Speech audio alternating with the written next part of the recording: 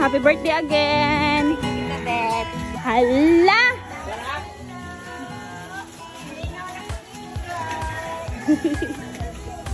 Lugaya last. Atag ni nanay ko. Wow! Happy birthday, kids. Yay! Daghanan. Oh, bless. Oh, it's so good. Amo mag-abot sa din niya, ma? Okay, pag-abot ni Mama. Ah, kisa na. Ano ayaw. Ayaw ma. Kisa sa sinanay. Bibi mo kisa sinanay. Hello mga kamama. Today is March 28. It's my niece's birthday and dami karon diri sa uwa para makiselebrate ug mamakal sa iyahang birthday. Kanina ako ang cellphone paborito kanina niyang gamiton kay ganahan siya sa camera. Ako musulti gid sa tinuod maong expected nga nagid siya mga videos ani ako ang cellphone. Basta di ay naay okasyon, matik mag-abot dayon ni tanang tao sa bukid ug sa patag kay aron magkabanding na sad ang kaliwat manag-agaw og tanan-tanan nga mga bata. Kapoy jud ang maghanda no, pero nahunaon na to nga kaya paagi ani nga okasyon or naay okasyon mag-abot-abot ang mga kaliwatan kay tagsara kayo mahitabo nga mag-abot. Kani di nga birthday party is DIY lang, always mag-DIY kay para makasave. Maayo na lang gani naka-advantage kay kabalo ra sad mag-decors tagsa-tagsa na mo tagsa-tagsa sa amo ang kaliwatan. Kay kini birthday man ni Janine, automatic nga mag-iyahay og trabaho tanan, mag-iyahay og lihok tanan sa mga trabahoon o sa mga lutuonon o ang nanguna aning lutuon karon kay mao ni si Ate Annabelle, which is my sister-in-law and mama ni Janine. Ug ihan kay ni siya muluto og lami jud kay ni siya muluto labi na jud ang bam imoy giamong atang-atangan pero may ukaon kani si Mama Sita nagluto siya og paklay. Ang paklay sad ang specialty ni Mama Sita kay lami gid siya muluto og paklay. Kay kaning paklay may isa sa mga main ingredients niya is lamang loob man sa baboy and kaning laman loob so dapat limpyuhan gid siya tarong. And while busy pa nagluto ang mga kusinira, kaning mga dalaga karon ang ilang trabaho kay ang paghagpat sa mga kinahanglang hagbaton ug sa pag-andam sa mga gamit para sa pagkaon ug ang mga kids para usa dili siya sa maboring kay magduwa sa og cellphone o di ka magtanaw TV kay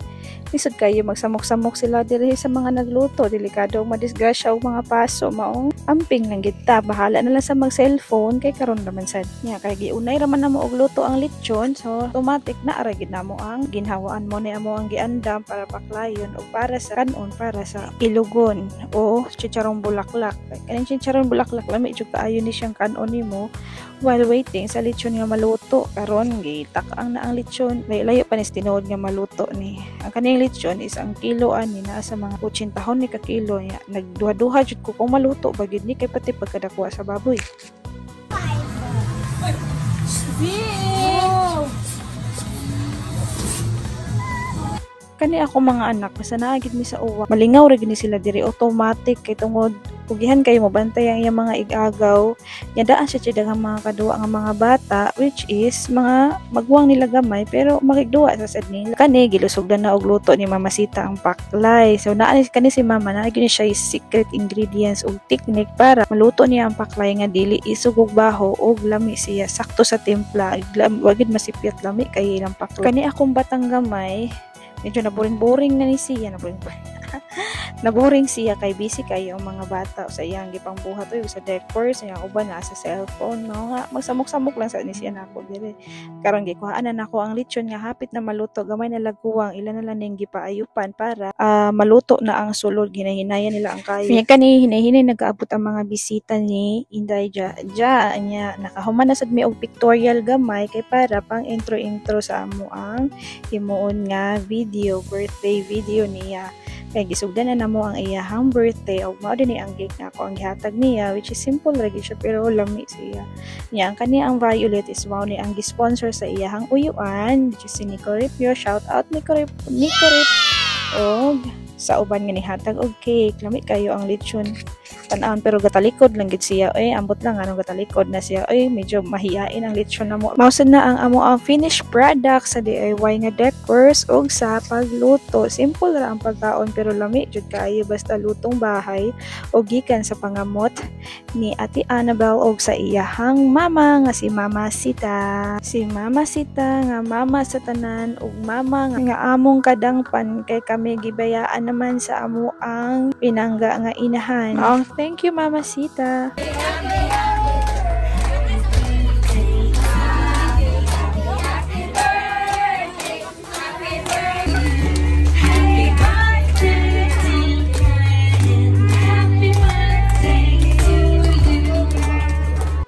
Diba? Saring sikap lang dahil ikay gadagot, ikaw lang say huyo. Unsa kay wish ani niya, no? Si Ragi nakahibaw.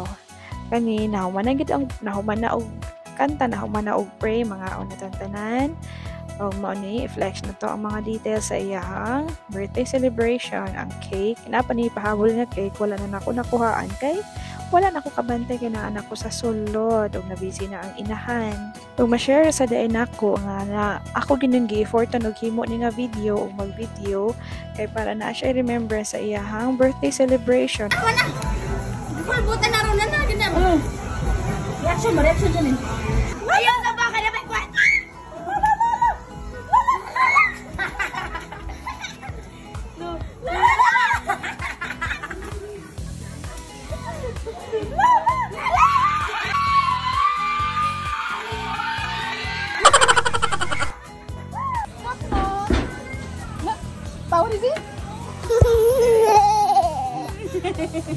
Ug sa dihang hagok na ang tanan pero ang kaning duha ka bata why uso ang duka kay nang hugas pa sila sa pinggan pag human sa ilang banding og duwa-duwa.